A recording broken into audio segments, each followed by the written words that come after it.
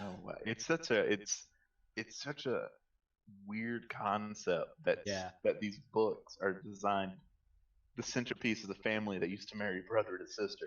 It's like, did you write these in Alabama? Sorry for anybody who's from Alabama that listens to this Well, podcast. thank you for choosing Alabama and not West Virginia. I appreciate that. We're in Georgia, so it's always Alabama. Yeah. Okay, good. Well, And in in West Alabama, Virginia, it's always Mississippi. in West Virginia, it's always Kentucky. So. Yeah. Okay.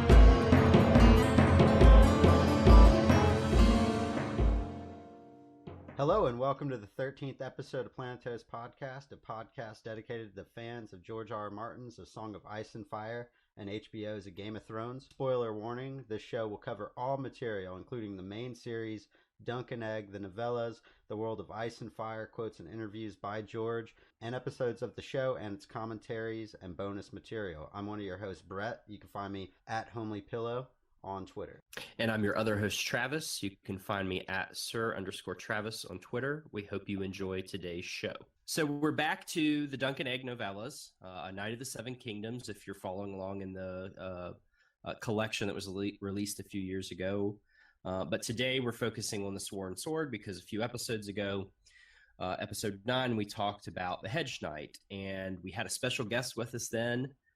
He brought a lot of great insights because Dunk and Egg is one of his favorite parts of A Song of Ice and Fire and George's world, and that would be Ben, Doctorfumblez. Welcome back to the Planetos podcast. Glad to be back, and I have been waiting to talk about this one since we talked about the first one. I think we all were last time. There was so much that we kind of we're talking about this one in our last episode 9. You said I also didn't realize until listening to it back after it was pointed out to me, we never called Dunk the Lunk thick as a castle wall. Right, you're right. We didn't say thick as a castle wall on the previous podcast, and I can't believe that. Now, the good thing is we get a lot of thick as a castle wall again in the Sworn Sword, so we'll talk a little bit about that, especially when it's revealed to Dunk something pretty interesting about the person he's serving. Hey, also, Ben is our first reoccurring guest. That's right. Oh, snap. Yes. I feel honored. What glory and treasures have come your way since appearing on Planetos podcast? Since last time I was here. He's not going to share it because you don't want to share the royalties, right? Well, nothing really happened. Yeah, I know. Yeah, like I said last time we were talking, I was starting up the Twitch streaming channel, and we kind of had to go on hiatus due to some work issues, but getting back on it with some Cool. basically Let's Play material instead of the Madden focus that it was. So looking Cool. to have some of that coming mid-November. So let's get right into the Sworn Sword.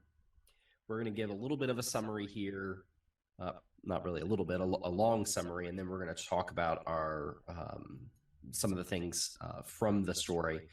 But like we said before, we left off thick as a castle wall. A second omission that we left is from the chivalric code, and that's love and romance. And we get a full dose of love and romance in the Sworn Sword. So let's get right into it.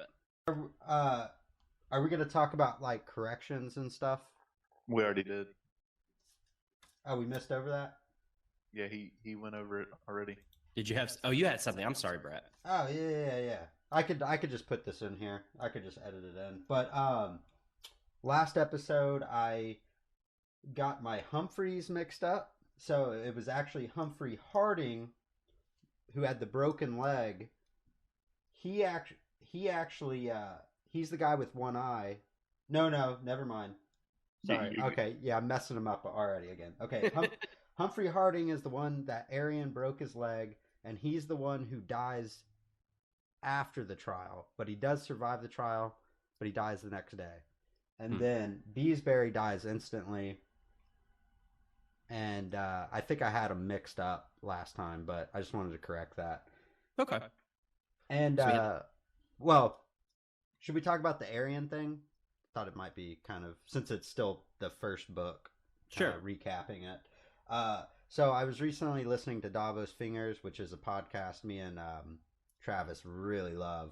And they were talking about Aryan.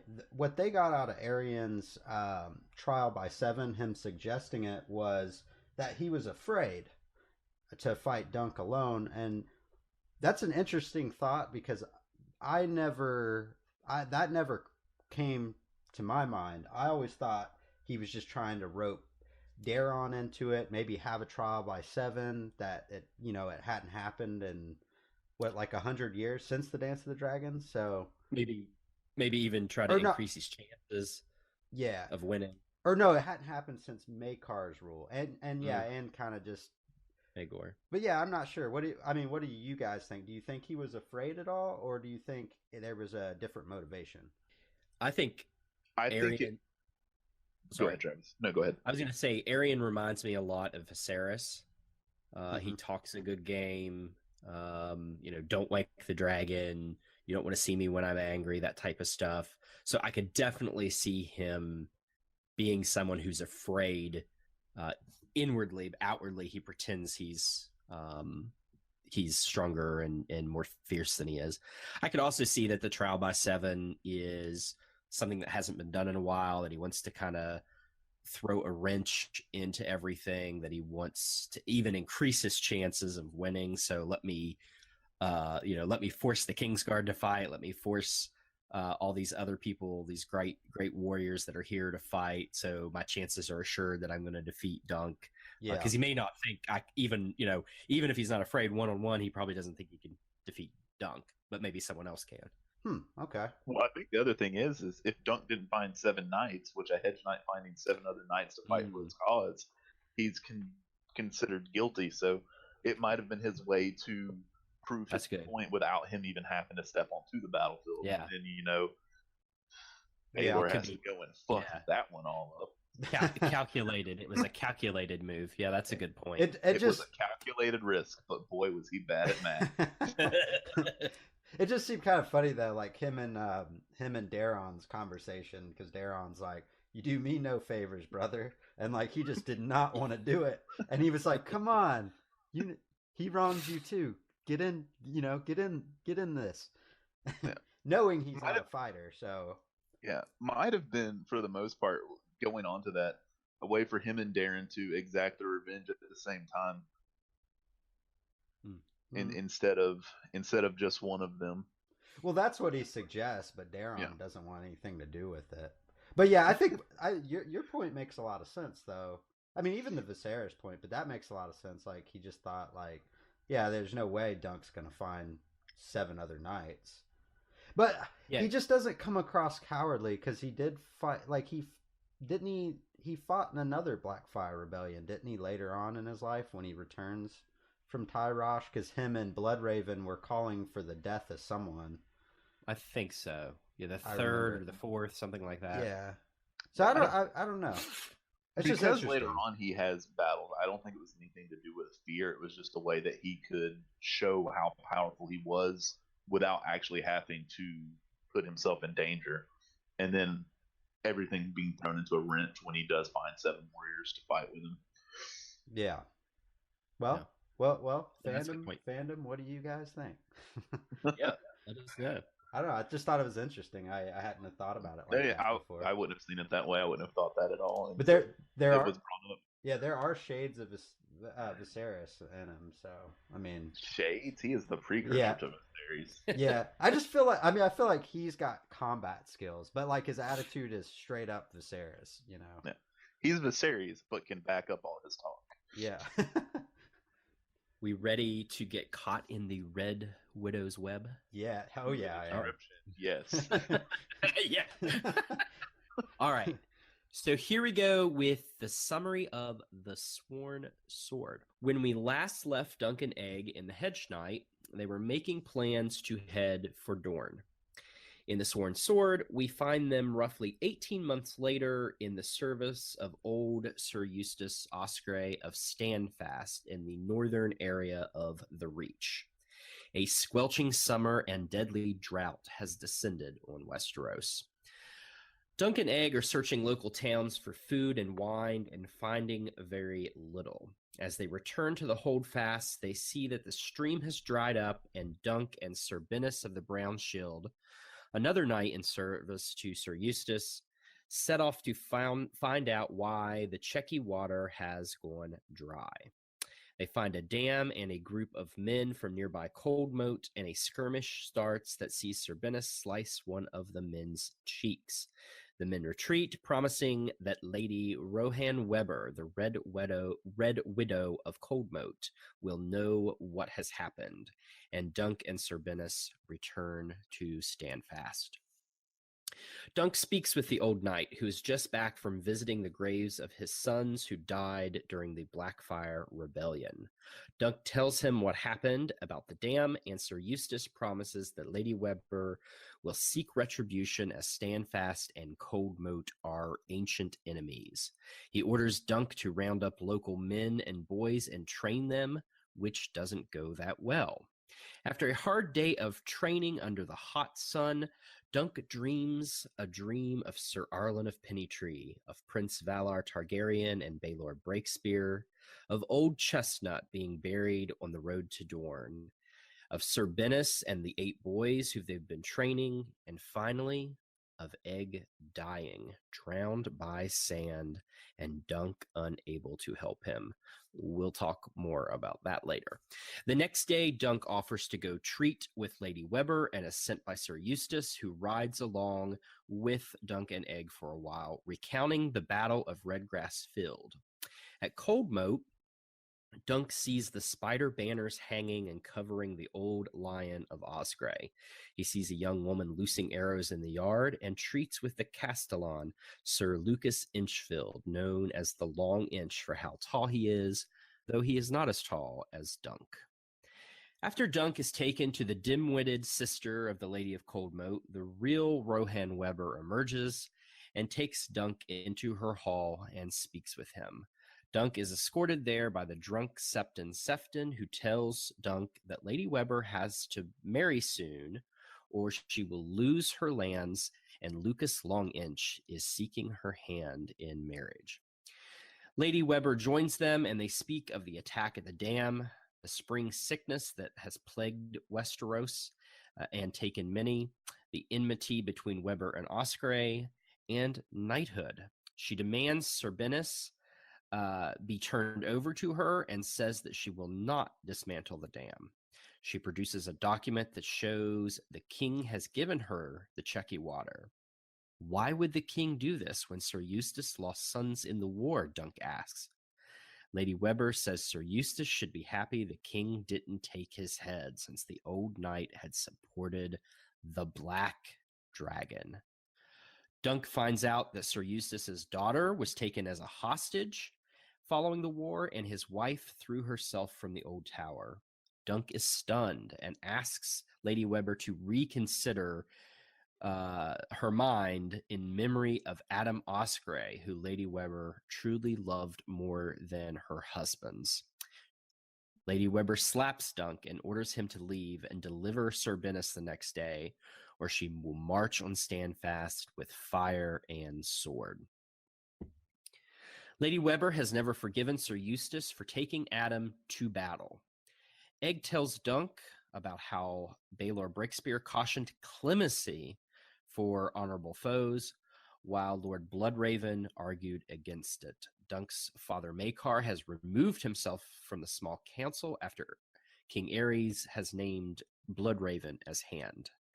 Back at Standfast, Sir Eustace defends his actions when confronted with supporting the Blackfire rebels. He says that Daemon bore Blackfire and was the rightful heir. He recounts many ifs, listing several things that could have happened that would have changed the rebels' outcome, things that would have been different.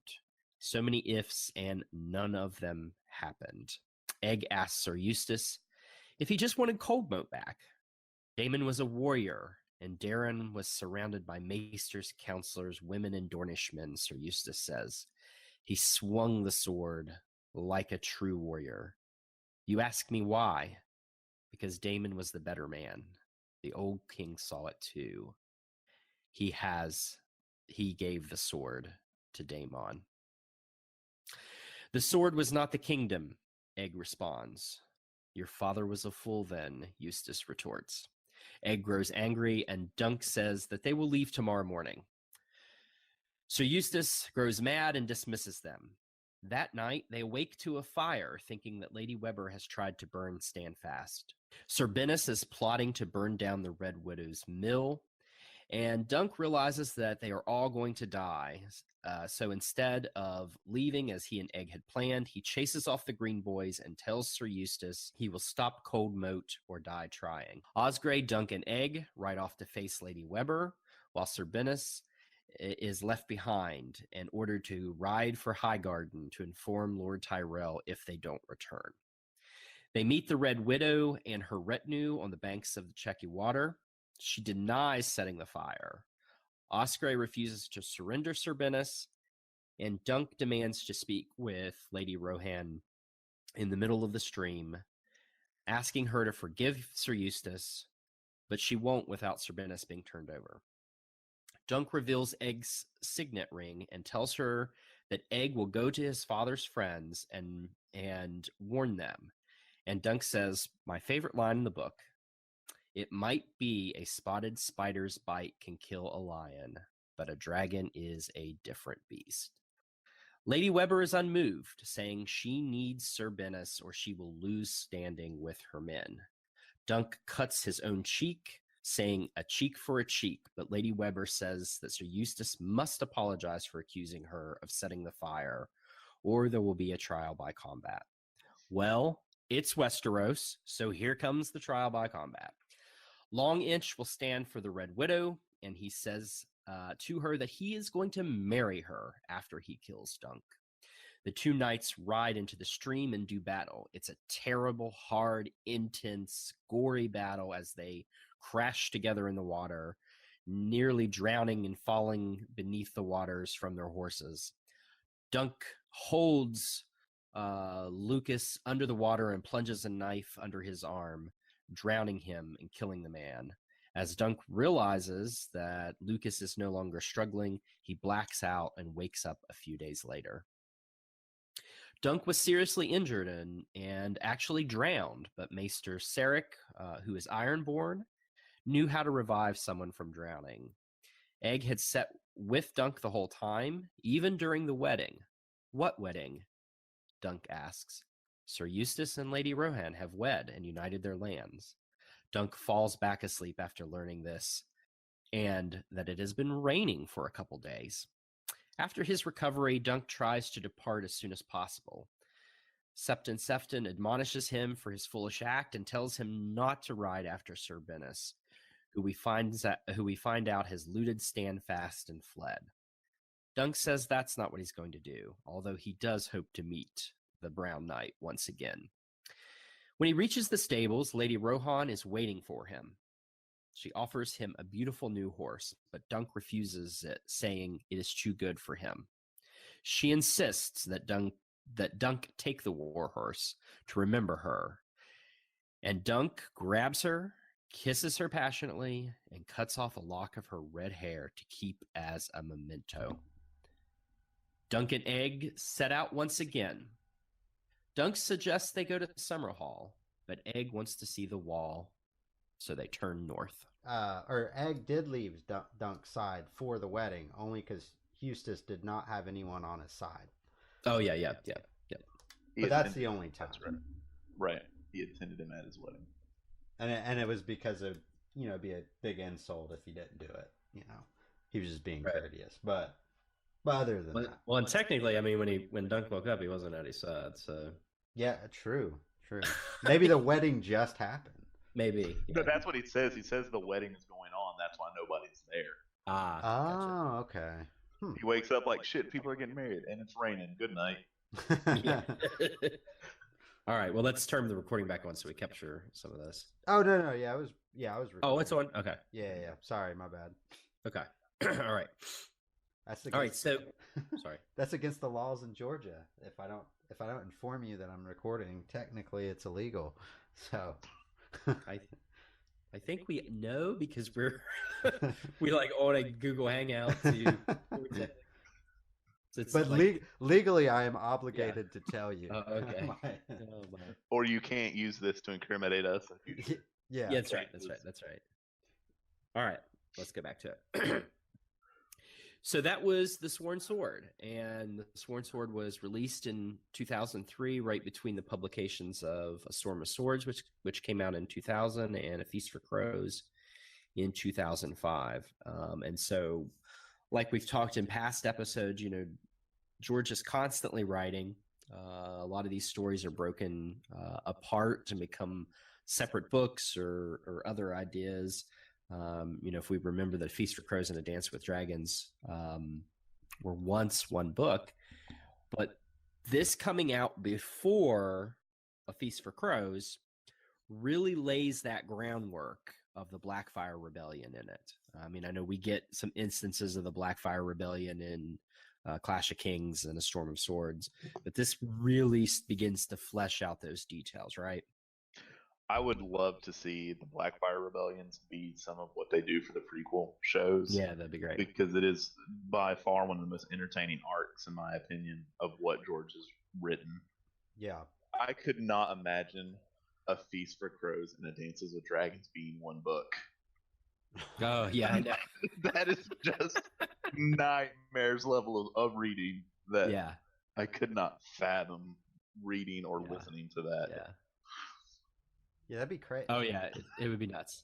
It would be absolutely nuts. Dedication required. But what was the question again? I already forgot. I was saying that this really begins to flesh out the major events and major players in the Blackfire Rebellion, which we've seen in other books. But as we know, we don't want to talk about it too much because we'll have an episode on it. But when we get to the Mystery Night, we'll get to see that firsthand and find out even more. But let's talk about some of the symbolism in here and parallels to other things. Let's start with the opening lines. George is a master of setting not only the tone, but the events that are happening. And I just want to read these three opening lines. So, a Game of Thrones. The morning had dawned clear and cold with a crispness that hinted at the end of summer. The hedge knight.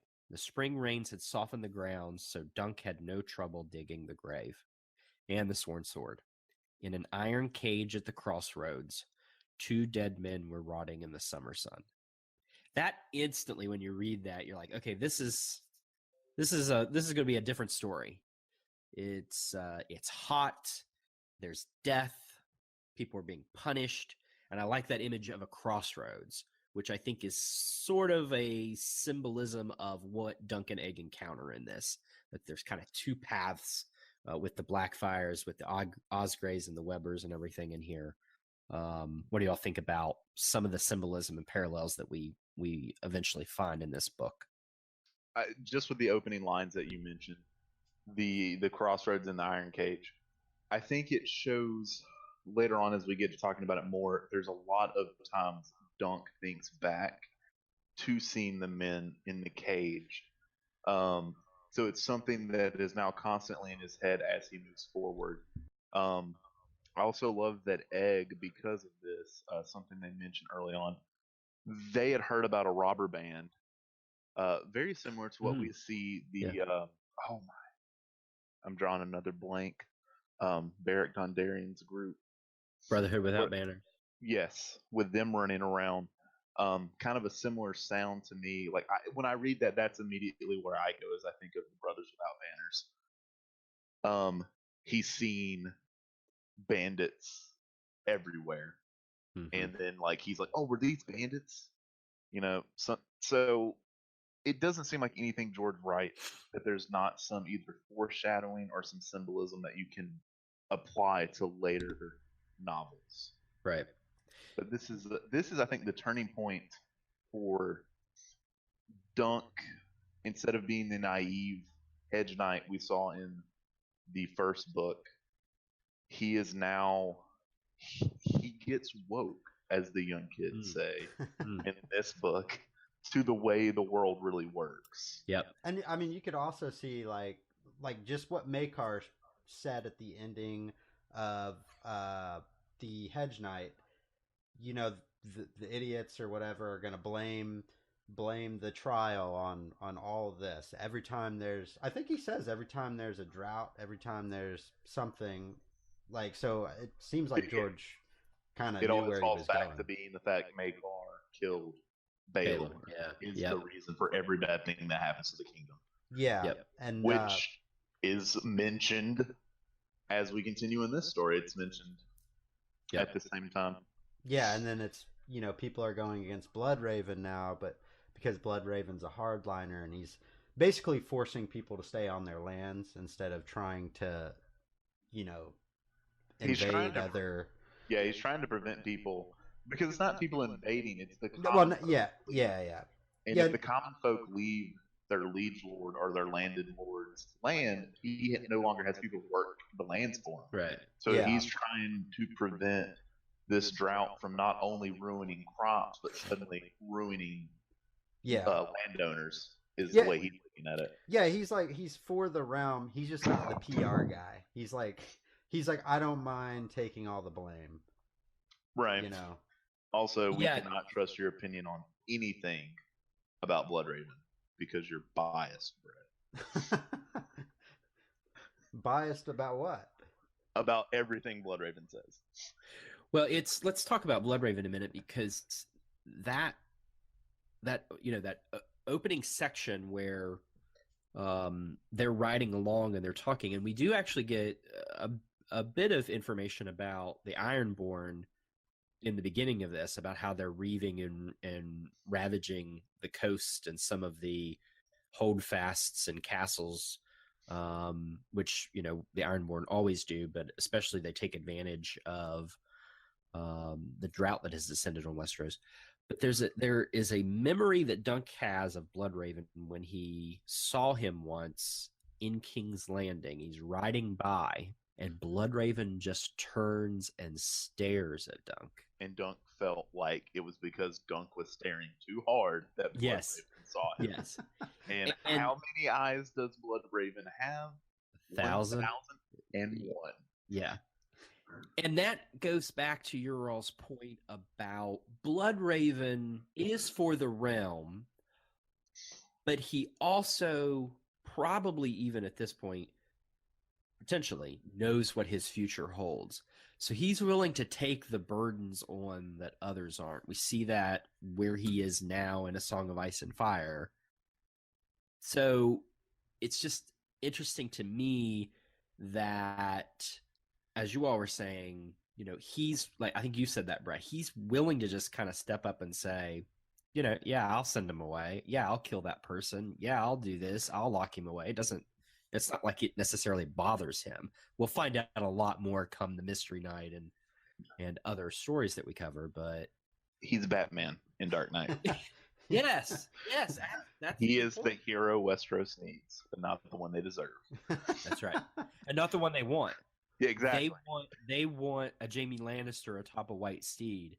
Not Jaime Lannister after he kills the Mad King. One-eyed, right. Exactly. Birthmark, one-eyed Cyclops that seemingly can do black magic. It's the same. Killed his kin. Exactly.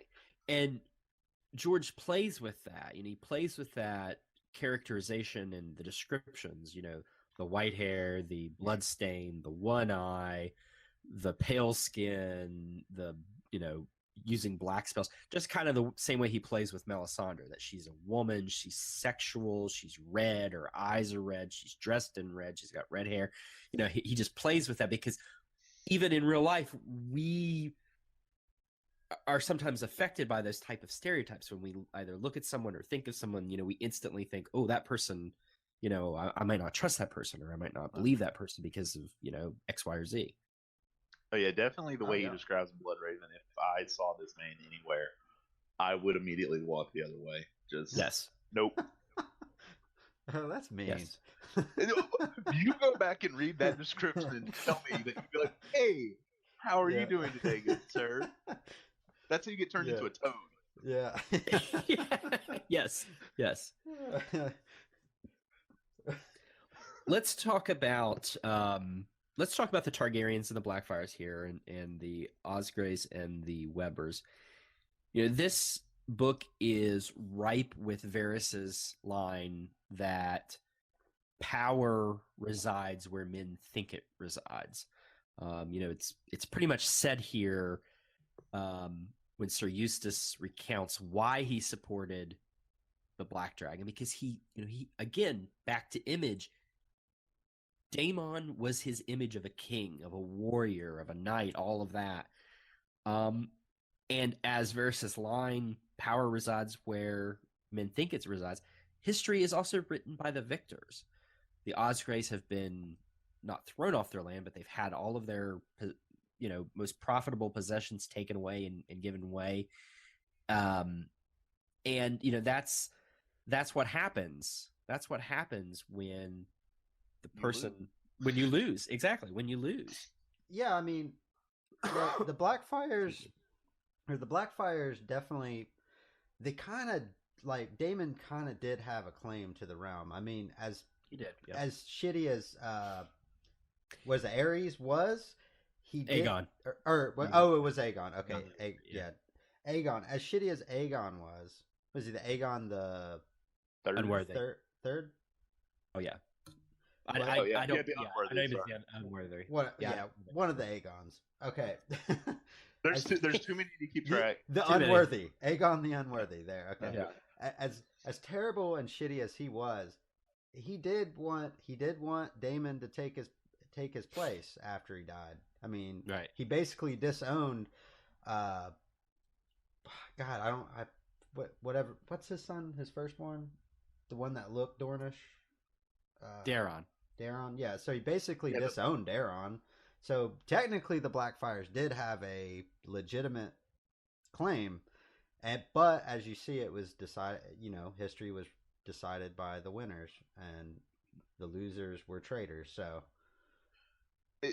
it's something going back to this. As Aegon is dying, he gives Blackfire to Daemon, and that is what is the biggest thing Eustace uses as the reason he follows.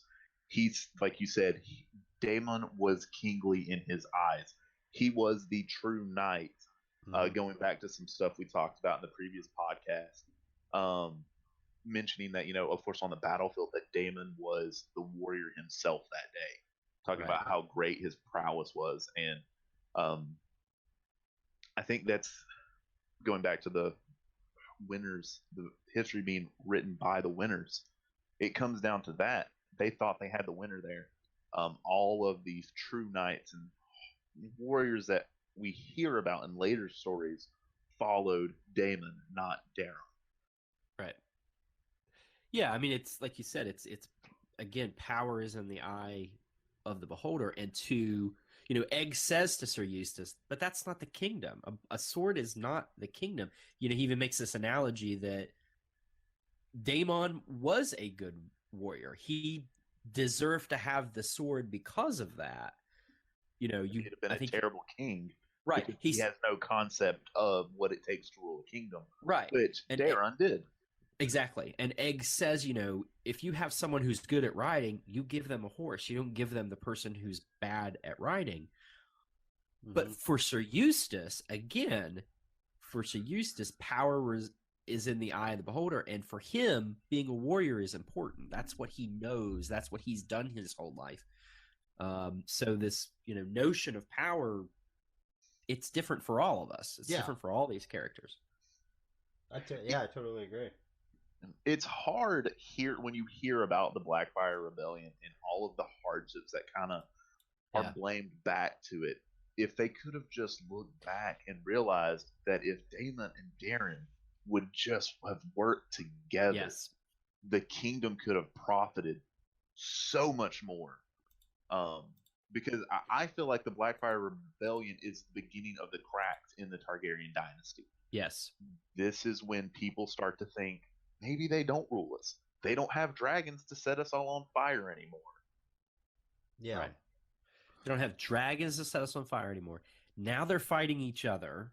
I mean, Again. they've been fighting each other before, but now there's a bunch of bastards coming up and causing chaos. I think you're right about that. The people are like, all right, enough is enough. I mean, we're not going to deal with this family much longer. Which forest or jungle creature clan can now come forward to take over for us?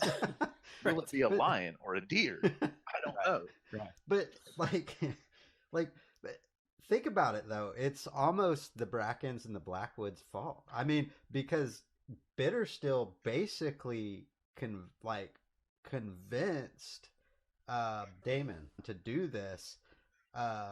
Because he was like his biggest supporter. Like he's the one who went Right. and, or that's what a lot of people say. Anyways, I'm not sure if it's exactly true, but because it could be. It's all offhand information, but and then that whole feud that they got going on. He's executing everyone.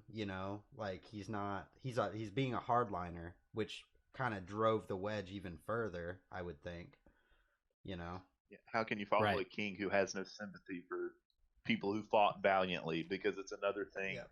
I think Eustace mentions in the Blackfire Rebellion, the only reason that Damon was killed by Bloodraven was he wanted his honorable opponent not to be trampled. If Right. he had not been an honorable man, he would have never been hit with Bloodraven's arrows. Yeah. So it's all Bloodraven's fault. That's what we have to remember as we Right. talk about this. Now, I think this I think this kind of fits here. It's not in the outline, but I did want to talk about like the whole Baelor Breakspear versus Bloodraven debate that they have, where if you spare an enemy, Bloodraven says it's sowing the seeds of a rebellion, and Baelor says if you don't spare an enemy, they may cut down way more people than was needed. They could you could have just welcomed them back into the kingdom. But Eustace is very bitter, and he says a king's mercy is a poison or a curse. A curse. A king's mercy is a curse. So we get a lot more of that in the next book too. With all of the ex-rebel lords plotting. Right. So you could see. Well, you could see how both philosophies don't work 100%. Like, yes, and like you said, with Sir Eustace, he may be bitter, but he is now one man with a little tower holding. mm, Bloodraven knows he doesn't have the means to come back at him. So when you're executing your enemies that are fallen, I'm pretty sure it fell into the category of, do they have a standing army? Do they have enough men that this could become a problem? Yeah. And if it is, get rid of them, because yes, they may be a problem later, but there's going to be infighting to establish power, which will weaken themselves to the point they're not a problem. Because that's something we see through all of the Game of Thrones, the stories and everything is, whenever someone takes power, it is never without loss. Right. They always have to struggle, fight, and probably lose a few good men to get to that point of power. mm-hmm. Right. And Sir Eustace's point about mercy being a curse, it isn't the mercy, it's what comes with the mercy. Yes, you were allowed to live, but we're taking your water, we're taking all of the area, we're giving it to your enemies to watch over you. It is a curse for him. Yeah. But part of the curse is his own fault. I mean, he lost his sons because he took them. He lost his daughter because of his rebellion. They took her, which caused his wife, all of this caused his wife to kill herself. So he is a miserable man, yes, who's lost a lot, but he has some personal responsibility in this matter as well, right? I definitely think part of the issue that Eustace has dealing with all this is he can look back and see that it is all his fault. because when he goes on about the what ifs, Right. a man does not have a list that detailed about Yeah. what ifs unless Yes. he has agonized over it since it happened. Yes. That's When very he's just true. like, if what is it? If Damon had been able to defeat who did Gwen Corbrell? Yeah, Corbin. Gawain Corbin. Yeah. Thank you. Had been able to defeat him faster, then he would have not been in a position where that Bloodraven could have taken the high ground. So Bloodraven wouldn't have been able to kill him when he tried to, or if he had just let Corbray get stampeded on, he would have not been in a position where that would have given Maekar a chance to break their rear or Bloodraven to take the high ground. Right. Mm-hmm. Yeah, and you could he definitely did choose. He it wasn't like he was in a position where he was like the only person in the area. Like I think he went against the Webbers, right? Like the Webbers chose the other side. Yeah, they did. And so like he wasn't in a position to where he's like making a stand. And it was all for Cold Mountain. He wanted his ancestral castle back, and he was promised that if his side won. But again, he makes a good metaphor in the story about, I mean, basically he's saying, when kings play musical chairs and there's only one seat available, the rest of us have to line up behind one of them. Right. And that's, again, that's kind of a criticism of the feudal system, that these lords and ladies have to make decisions, because we know sometimes when they don't, they're attacked by the victors as well, or they're attacked by the losers saying, why didn't you come to our defense? So we know that sitting it out sometimes isn't even an option in these circumstances. Yeah, not with Stannis. We got our Stannis plug. I want to jump back to something you said, Ben, when you were talking about, imagine if Daemon and Daeron had worked it out, what the realm would have been, what could have happened. And I think in this instance, House Osgrey and House Weber are stand-ins for House Targaryen and House Blackfyre in this story, because they can't get over their hatred for each other. And even when they're on the banks of the river facing each other, and Dunk cuts himself and says, there, a cheek for a cheek. I've now taken a cut for your man. What does Lady Weber do? Well, now he needs to apologize for saying that I tried to burn his castle down. But at the end of the story, as we said, they come together, and it's that mutual grief over Adam that brings them together. And so the Blackfyres and the Targaryens, they would have had someone like that. They would have had a grave they could have visited to shed tears over and come together. I like that. I like that them as a stand-in for Blackfyre and Targaryen in this story, and it makes perfect sense. I mean, it's a deep-seated hatred over something relatively meaningless. It's pride, which is something Duncan mentions to Egg when they're going to the small towns. Is he needs to be respectful, because even the lowest-born man has his pride and doesn't need to be lectured by a 10-year-old boy, which Egg cannot grasp this concept ever. No, he cannot. Egg in this story, in this one especially, reminds me so much of Arya in like A Clash of Kings when they're on the road and she just can't keep her mouth shut. Oh yeah, no, he's like Egg, Lord of Sass. Yeah. Whole time through this story. Yeah. There's not one thing he says that is not a sassy comment. The one thing I don't get is, man, we all have met someone or knew someone at one point who is Bennis of the Brown Shield. We all know someone. And Ben, you know this person too. He used to work at CBS. I was hoping we wouldn't get to Bennis the Brown Shield, because there is not a character I hate more.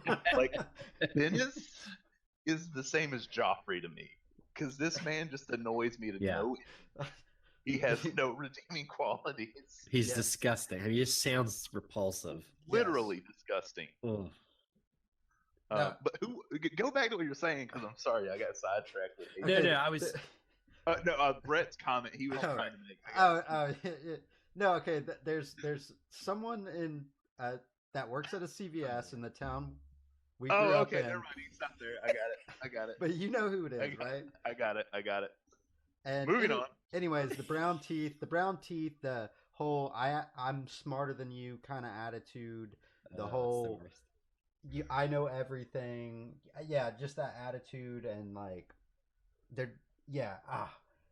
just I think everyone's met someone like that though. Yeah, definitely. And if you haven't, you may be that person. So That's true. Be aware. But the only thing that really we hear Dunk mention it, the only thing that's ever stopped Dunk from punishing Bennis and just beating his brakes off is because he rode with Sir Arlen. Yeah. And it's like the only thing that stops Dunk from going full Dunk and just like rage monstering on him. Yeah. And speaking of, sorry, go ahead. Oh, I don't understand why Dunk defended Bennis and just he should have just been like, I don't know. That's just the one thing. That's just the one thing. Because with Dunk is a knight, Bennis is a knight, so there's mutual respect. For on Dunk's side, there's respect. There may not be on Bennis' side, Right? But Dunk idol worships almost any knight. It seems like that he meets or comes across. If it had been Dunk that sliced the person's face, Bennis would have turned him over. Correct. Oh, correct. Probably, yeah. Oh, yeah. So speaking of cleanliness, which we know that Sir Bennis is not, Dunk fucking likes to take a bath. Yeah. Like he's always bathing.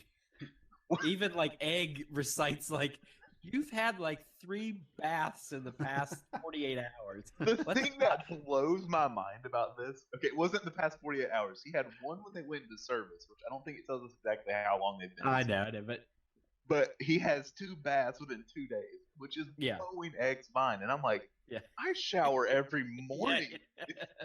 Am I abnormal here? Yeah.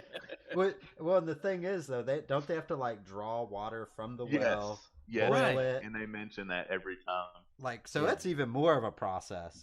Right. I really want to get an idea of them describing this tub because Dunk says he can fit in it. I need to know how big this tub is. A huge tub. That a 7-foot man is getting here. I'm sorry, 6'11". He's an inch of 7 foot.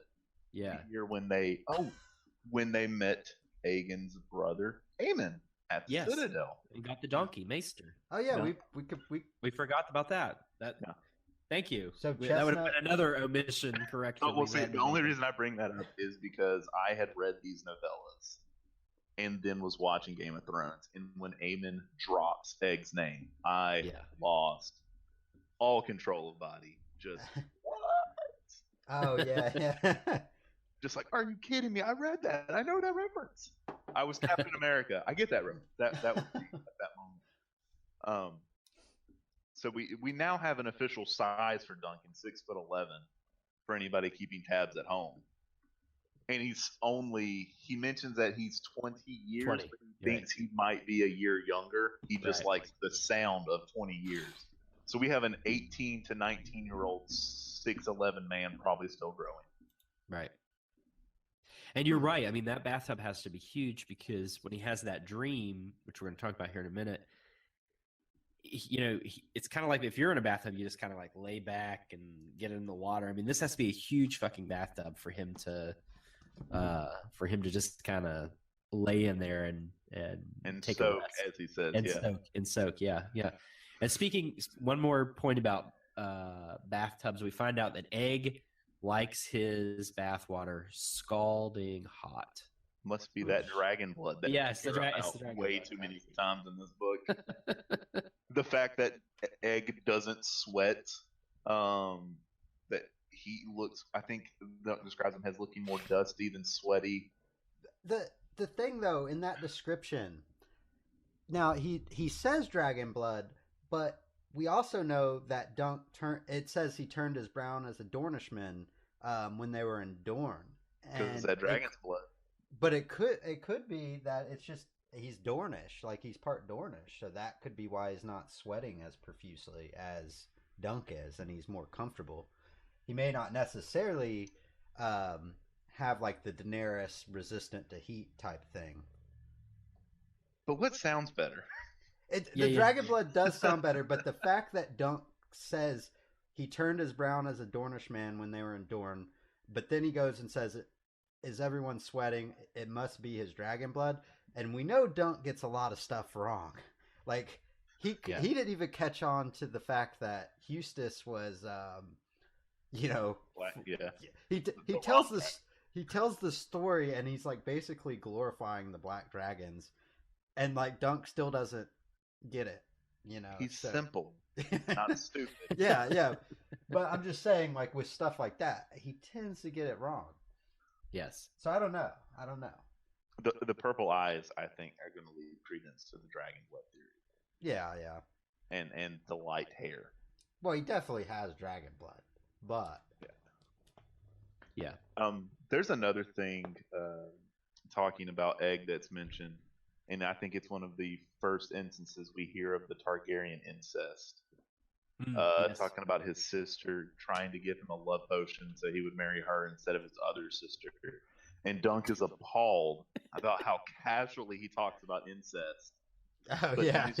He's like, well, I guess it's just normal for him. Yeah. And going back to the simple, not stupid, Dunk's just going to let that one slide under the table. Not going to question it, just going to keep moving. This was during one of the bath scenes, I think. Yeah. It became so prevalent. By the way, is anybody watching the George's videos promoting Fire and Blood? No, I'm not. So he's doing these videos that are being posted like Facebook and Twitter where he's talking about like different characters that are going to be featured. And the most recent one, he's talking about Jaehaerys and Alysanne, and he's talking about like, they had such an amazing long romance, and he says something like, for as much as we can understand a brother and sister really loving each other. Oh my. But yeah, that made me think. God, I forgot. Yeah. I forgot they were brothers. It just kind of pauses and then goes on. It's like, oh, George. God. Oh, it's such a weird concept that these books are designed. The centerpiece of the family that used to marry brother to sister. It's like, did you write these in Alabama? Sorry for anybody who's from Alabama. Thank you for choosing Alabama and not West Virginia. I appreciate it. We're in Georgia, so it's always Alabama. Yeah. Okay, good. Well, in West Alabama, Virginia, it's always Mississippi. In West Virginia, it's always Kentucky. So. Yeah. Okay. All right, so one more thing I want to point out before we move on, and I want to move on to Dunk's dream. But Brett, you'll know what I'm talking about here, but I'm gonna tell Ben just quickly. In our last episode that we recorded with Frank Bum, he has an essay where he talks about Brown Ben Plum and a tick that Brown Ben has, that he strokes his beard when he's plotting, when he's scheming, when he's considering making a move. Now, I picked up on something interesting in the re-listen that I did, and I actually got it just earlier today. I was re-listening once again, and there's an exchange between Lady Weber and Dunk where she's asking him about who knighted you, when did you become a knight, all that. And she says to him, and this same Sir Arlen knighted you. Dunk shuffled his feet. One of his boots was half unlaced, he saw. No one else was like to do it. So he's looking down. He's looking down at these boots at the time. And what Frank says on our last episode is when he posted this essay about Brown Ben Plum stroking his beard anytime he's making a consideration, someone responded back and said, actually, in the show, there's a scene where Catelyn says to Bran, she tells him not to climb anymore, and he looks down at his shoes and says, "I won't do it," and she said, "I can always tell when you're lying. You always look down at your feet." The very next scene in the show is Robert and Ned in the crypts, and Robert says, is going on about the Targaryens, and Ned looks down at his feet and says, "All the Targaryens are dead." So that's something interesting here that, I don't know if this is a tick that Dunk has that appears in some of the other ones. I don't know if you all picked up on that or have seen that from Dunk anywhere else. Yeah, I don't. He mentioned that he says it in the first book when he is explaining how he got his knighthood. He does the exact same thing. Does he shuffle his feet? So Dunk cannot look people in the eye when he's lying. Yeah. The only thing working in Dunk's favor is he never is lying to the same people twice. So Right. I don't think people are picking up on his tick because he's not seeing over and over the same people who are noticing he looks down at his feet every time he says something or this, that, and the That's great. I love it. I mean, I love we this. see it, but they don't. Yeah, I love those type of ticks, and I love those type of character moments that George works in here. But man, that's a good pickup. Yeah, that's really awesome. Yeah, I didn't even think of that till I wouldn't have had it not been for Frank's point about the show scene. I don't think I would have picked up on that again. Yeah. I'm definitely going to be looking out for that stuff in the Winds of Winter now. Yeah. Well, it was one of those the looking down at the feet. That's something just reading human body language. The fact that George decided he needed to explain that enough. Yeah, should have told you that is something. Right. I think we're still seeing Dunk deal with the fact that even though everyone's calling him a knight, he still doesn't feel like a knight because he's not been officially knighted yet at this point. Right. Yeah, that makes a lot. Yeah, that makes a lot of sense. Yeah. I wanted to mention another thing about Egg since I did call him the Fast Lord earlier. And this kind of leads into. I know you wanted to talk about the dream. Let me make that point after you talk about the dream because it kind of goes hand in hand with that. So go ahead. So we mentioned in the synopsis that wait, is the dream is the dream after or before the initial talk with Rohan Weber? Is it afterwards? It is before. Yeah, it's before. Okay. So it is after they gather the small folk. Okay. Yeah, so they're training. Yeah. To Rohan. Yeah, because I have a couple things about basically the training of the small folk and then Hustis. And I just wanted to get y'all's opinion on that, but I think that's comes after. Or no, that might. No, the training's occurring. The training is part of what causes. Okay. Don't have right. a dream. Well, okay, so the so you. Oh no, just the training montage was kind of funny because you had the what, and what. Two of them were brothers. Yeah. Watts, Lynn. And Treb. You had Treb and what. I don't know. But anyways. And another correction going back to, I think you mentioned 8 young men in the synopsis. It's 6 young men and 2 really old guys that actually marched in the Blackfire Rebellion with Eustace. Well, and you could, I think at one point, there were supposed to be 12. 2 of them were two of them were too young. One was actually a girl. Oh yeah. And I think the final total ended up being just 8 left. And Big Rob, the simpleton. but so you have Egg saying you have Dunk giving telling Egg about telling Egg some people don't name their some knights don't name their horses because it's hard to lose a faithful friend, and then you get Egg worrying about these small folk dying. And his argument, did we give them names? Yeah, he's like, why did we give them names? The point I wanted to make. We shouldn't have given them names. Yeah. Literally early in the day, they have the conversation about why they don't name horses, and then during the second bath, Egg brings up the point. Well, then why did we give him names? Right. If they're just going to die. So that comes afterwards, right? Yeah. Yeah, kind of in between. But yeah, that's again going back to Aegon, House Targaryen, Lord of Sass here. just there's a lot of things he says in this book that he's using Dunk's logic against him. And I think this is one of the first times that we ever hear Dunk actually hit Egg. He actually, I think. Oh yeah. He clouts him on the ear at Coldmont.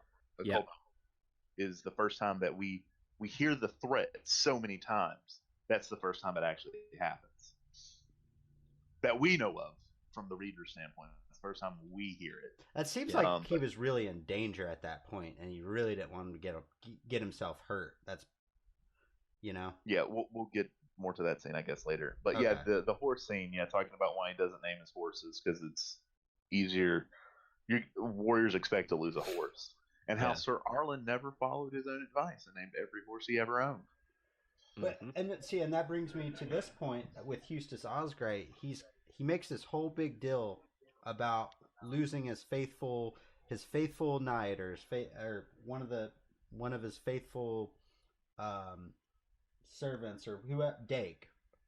I'm not sure if he can't remember his name. Yeah, and he keeps forgetting his name, and then he mixes him up with another guy named Lim. I actually wanted to say on that point, to me, it almost sounds like Eustace is slipping into dementia. Yeah, that's what I was. Because he repeats himself a lot too. Yeah, that's what I was going to ask you guys. Yeah, like I was just getting y'all's opinion on that. Like, I think it's the early stages of something like dementia or just losing his mind at an old age.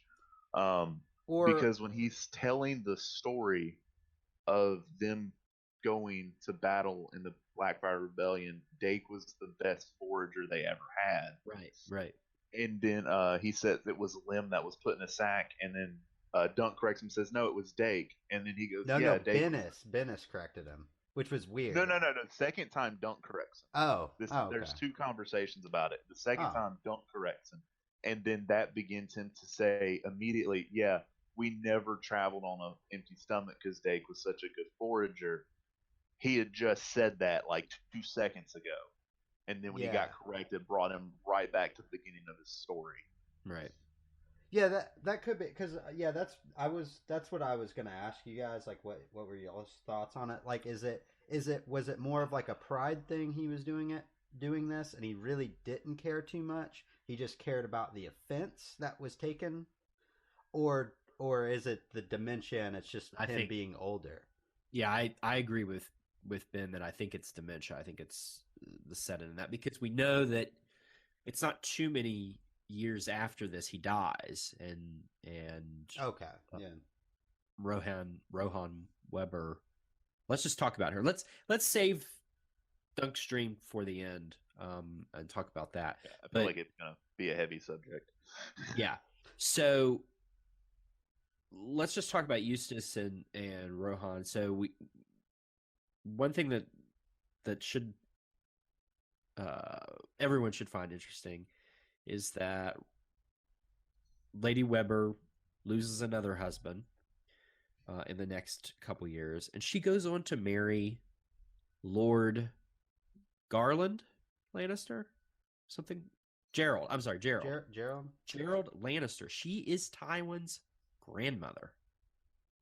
Yes, and an inch short of 5 foot.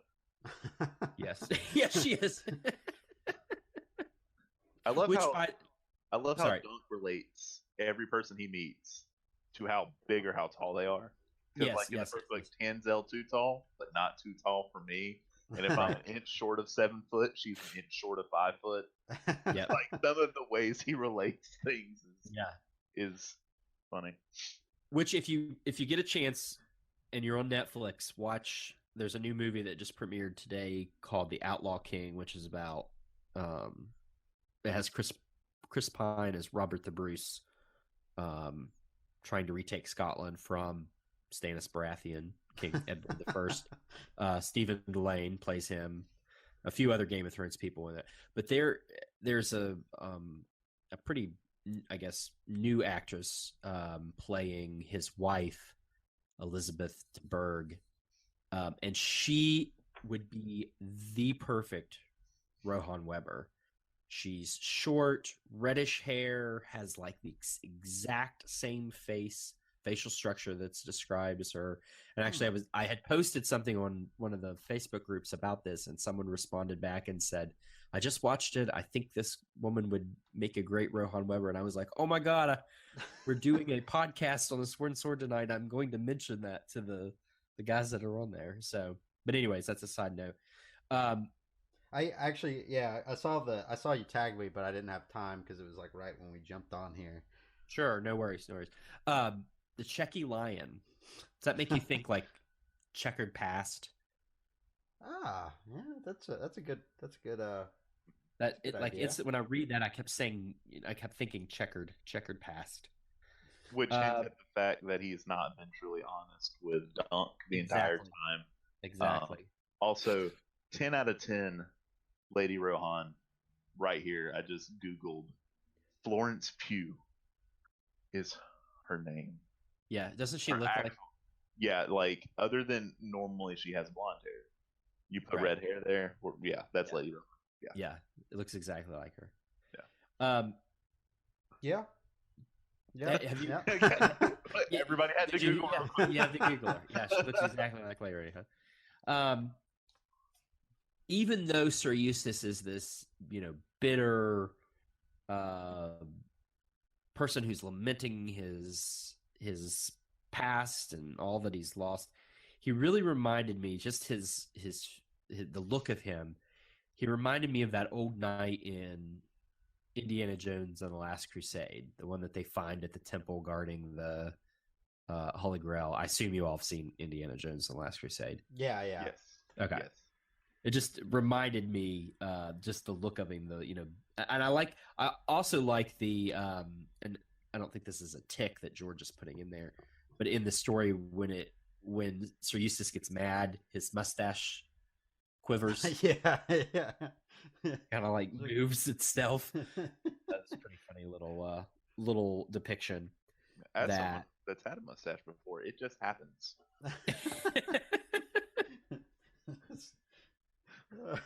All right, it just happens. Let's talk about some of the other like minor characters that are introduced. He's not in as a character in the story, but he's definitely introduced. We talked a little bit about him earlier, Gawain Corbray, who danced with Daemon Blackfire for an hour, and he wielded Lady Forlorn, the sword of House Corbray. If he's dancing for an hour with Daemon Blackfire, then he's obviously an excellent swordsman. And we know that the Vale and the Corbrays are going to play a part in the Winds of Winter in Sansa's arc. So I think that's something to look forward to with the Corbrays, what they do in the Winds of Winter. Yeah, I mean, I think that's probably way exaggerated, but that's true. That's a good point. Yeah, it could have been like maybe a 15-minute long fight or something. I don't know. That seems kind of long still. An hour seems really long. Yeah, it seems like he'd be pretty worn out. Yeah. Just from a personal standpoint, I wrestled in high school, and my first match felt like I was wrestling the dude for an hour. It was 36 seconds. It was the longest 36 seconds that have ever happened in my life. But it happened that way. Okay, so it could have been like something, he was experiencing. Yeah, so Septon. He's my favorite character in this story, especially when he starts like trying to pray to him, and in the middle of the prayer, he breaks. He just, and then he's like, it's what comes of beans and barley bread. Beans and barley bread, yes. Yeah, he's just ridiculous. And then he's a gossiper, and he's like drinking the whole time, and he's like, you have the biggest mouth in all the Reach. Yeah. Well, you have to have a big mouth to have a big body, because with a small mouth, it shrinks. That's not the exact way it says it, but that's the gist of what he's getting at there. He was hilarious. And then also talking about how Dunk is humble. If I were your size, I'd be Sir Stephen the Enormous, Sir Stephen the Tower, Sir Stephen with clouds around his ears. Yeah. Just on and on and on and on. And I can only imagine with Lucas Longin standing right there, hearing all that, how heated this man has to get. Yeah. So moving into Lucas Longinch, yes, who has looked down on everybody. He's looked down on everybody because he's 6'7", is now having to look up to somebody. yes. And we hear Lady Rohan mentioned, oh, you have offended him. And Dunk's like, what did I do? I didn't do anything wrong. Oh, you're just bigger than him. That's all it is. Yeah. So obviously we have a man who doesn't care about other people. Bigger and more handsome. I mean, Lucas Inchfield is described as... Is he more handsome? Yeah, is he more handsome or just younger? Oh, that's true. That's true. He's definitely younger because I think what Dunk thinks Lucas has to be 40 years old, maybe even 50. Yeah, because he was a Castellan to her father, but he just the way he's described, he's just like this flat reddish nose, yellow teeth. I don't even remember how his eyes are described. I mean, weren't they? I can't remember if it was Rohan Weber's cousin that had the close set eyes. I think it was, but it could have been. I don't know. Yeah, I'm not going to butcher it, but butcher the descriptions. Just read it yourself. I need to go look at the. I need to go look at the graphic novel of what I mean. I know Duncan is very handsome, so I'm not sure that Lucas. I'm not sure how he's written in there. I'm gonna have to go look at that, but I mean, and plus his personality. He's just an asshole. Yeah. And he's just like kind of moved in there and taken over, and I mean, she is obviously very afraid that any moment he's just going to force himself on her and take her hand and take all of her assets from her. Yeah, take her assets from her. Which is also funny that the first time we see her, Dunk glances over her at the shooting arrows. So we are now dealing, let's not mention, she called the Red Widow, talking about how she's going arrow for arrow with a squire or a knight of some sort. Right. With a longbow that is as tall as she is. Yep. I don't think I'd want to mess with her. Yeah. I didn't think about that. She will kill you before it matters. Right. Yeah, she. So let's talk about her just a little bit. We know she becomes Lady Lannister, but she goes missing. She disappears at some point in the future. And I just wonder if eventually, hopefully, we get another Dunk and Egg where they reunite. And some people have speculated that is this line, because of the freckles, is this the line that creates Brienne? Huh. I did not. Well, no, that's not. I did not think that, but I like that. I just think. I don't know. I feel like maybe after Summerhall. This is my headcanon. You think here. Dunk survives Summerhall, right? I think Dunk survives Summerhall. I'm not necessarily Egg, but then we know Rohan Weber disappears at one point, so it could have been.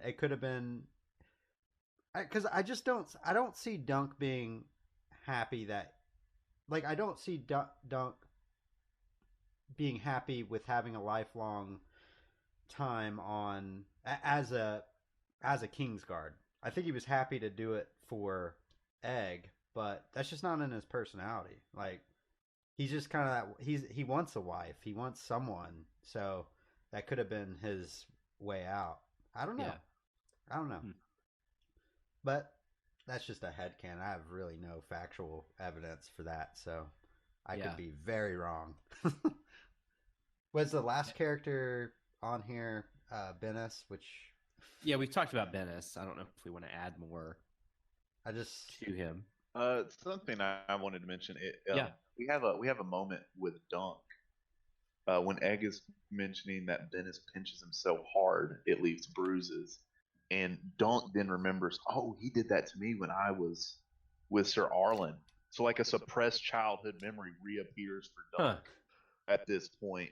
How he would pinch people so hard it would leave bruises, and he would do it basically to try to get the squires and the young children to scream. So we have a very sadistic man that cares nothing about people. He mentions that during their travels with Sir Arlen, that one knight went missing after a dispute with Venice. Yeah. So I think Venice, while he doesn't seem as dark as some of the stories we hear, when you piece together things, you definitely have like some really weirdness going on. With Sir Venice. Because he mentions the rumor went around that Sir Venice like gutted him or something that night. Yeah. And then he was talking about writing down the 20 workers, and Dunk's like, you'd really write them all down? And he basically was like, yeah. So that they wouldn't talk. Yeah. Like, yeah. So he really doesn't care, And he should have just had his nose cut. They should just let him. I hope Dunk runs into him again if there's more novellas that come out. He's definitely going to. Yeah, he's definitely going to. Because I really want to see that. I really want to see that go down. Yeah. And what if Venice is a lot better of a swordsman than we know, Yeah. I mean, he seems almost like an older knight, so he might not old, but he seems like he's experienced and survived, so who knows? Yeah. That'd be kind of scary for that man to be a good knight, but So, and maybe I overlooked this, and maybe I didn't read too much into it and I didn't get it, but who set the fire in Standfast? No, we hadn't got it. They never really say. I think it was just the drought. I really think it's just That's the drought. a good point. Yeah. Because even Rohan says, like, why would I do it if when it could just have easily come over here?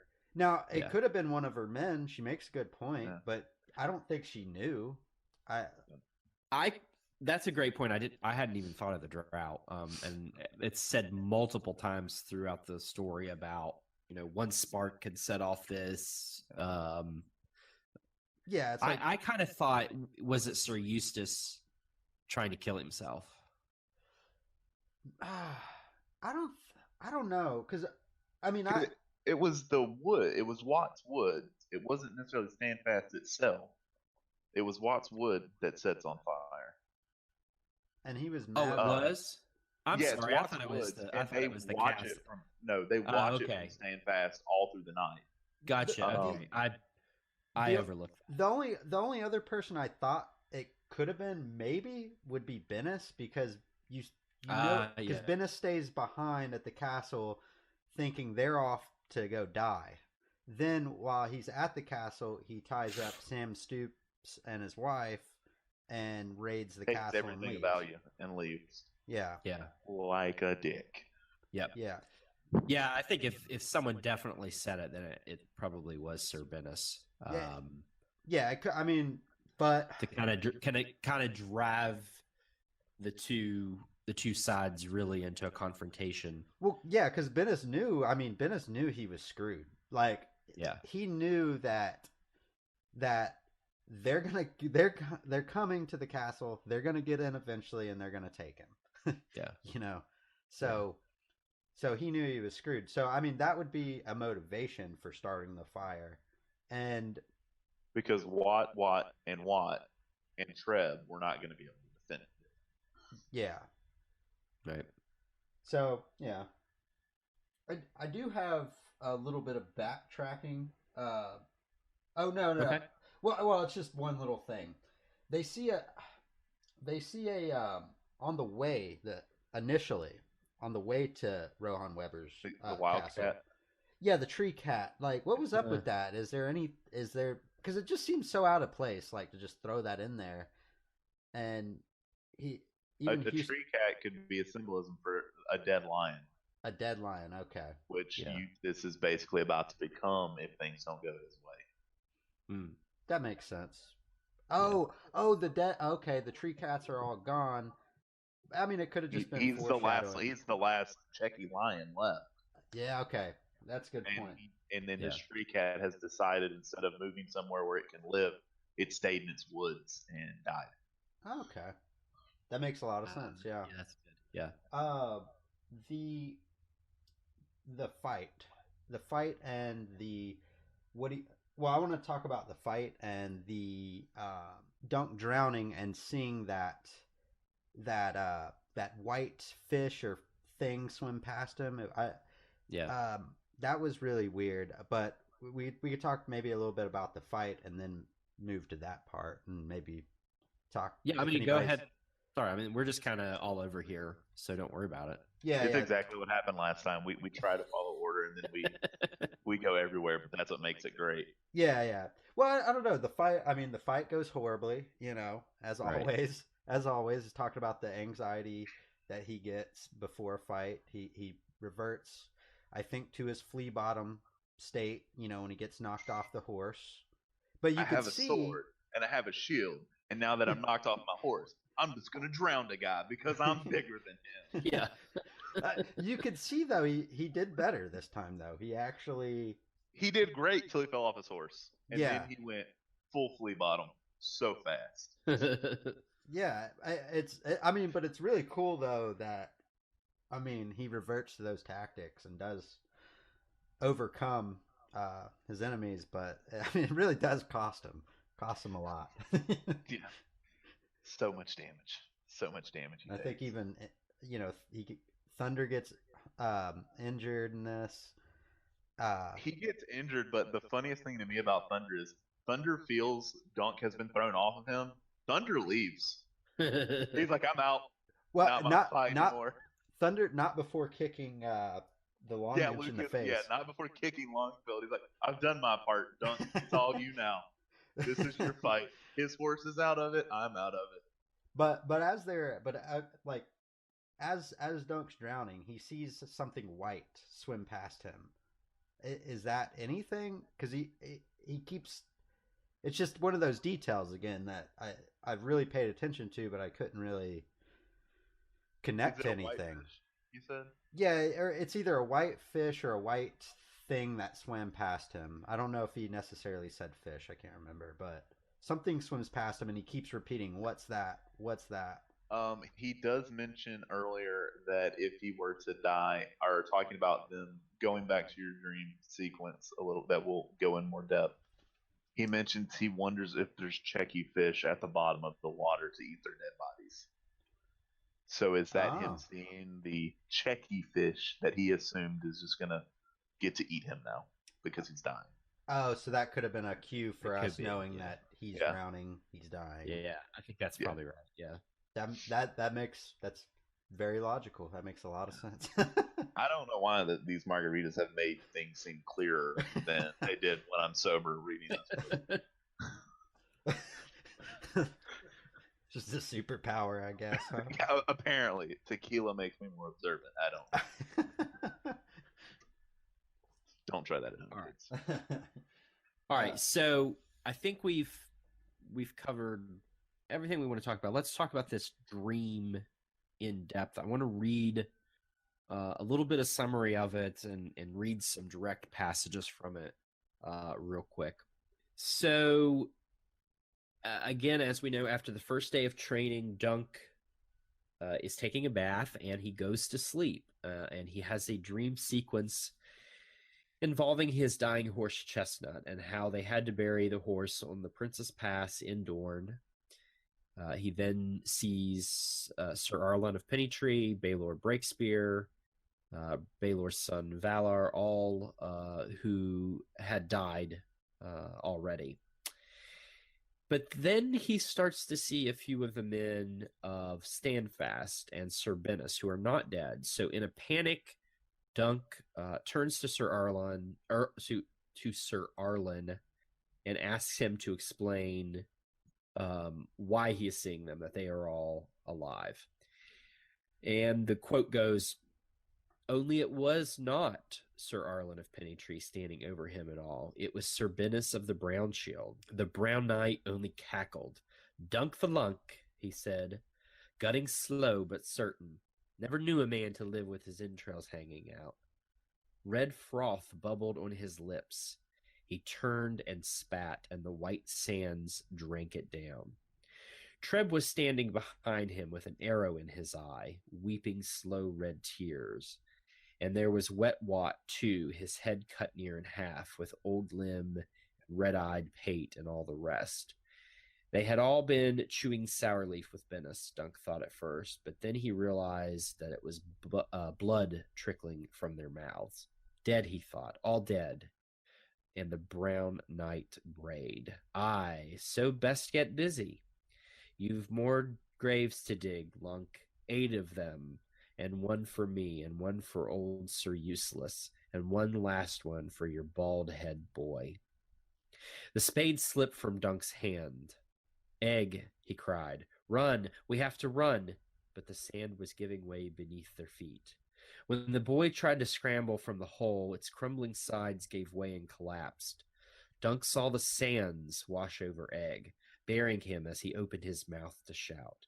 He tried to fight his way to him, but the sands were rising all around him, pulling him down into the grave, filling his mouth, his nose, his eyes. So there's definitely some interesting foreshadowing there, especially if we jump to the tragedy at Summerhall, which is where we know that Egg dies trying to wake dragons. And what's interesting about the sand here, the sand collapsing in on them, I think that's in the story is a sort of an allusion to being in Dorne, right?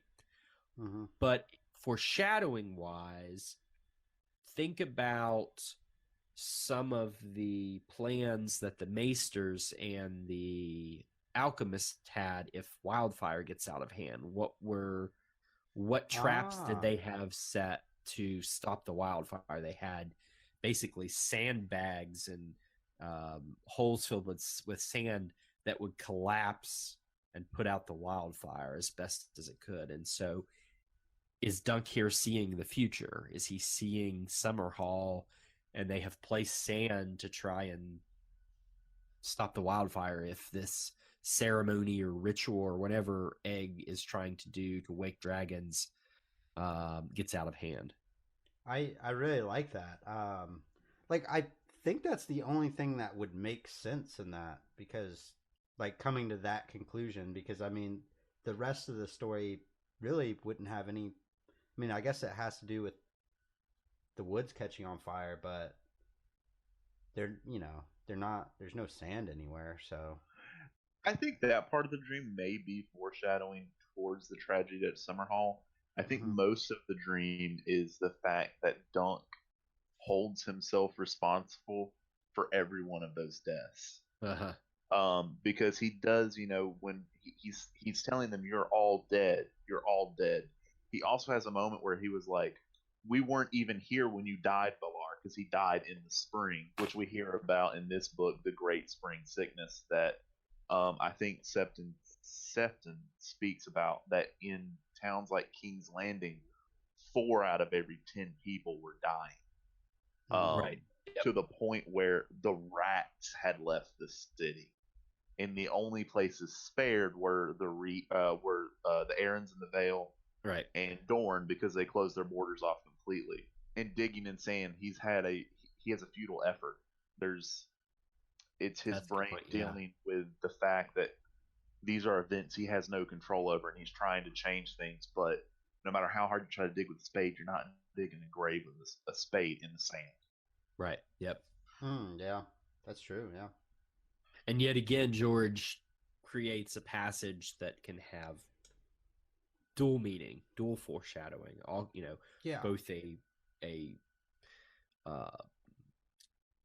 way to describe what they're facing, as you described, Ben, but also the potential to look forward and say, well, here's what happened. And obviously on this point, this is pure speculation. We think we know what happens at Summerhall. We may find out eventually in a later book, either in the main series or in a Dunk and Egg tale.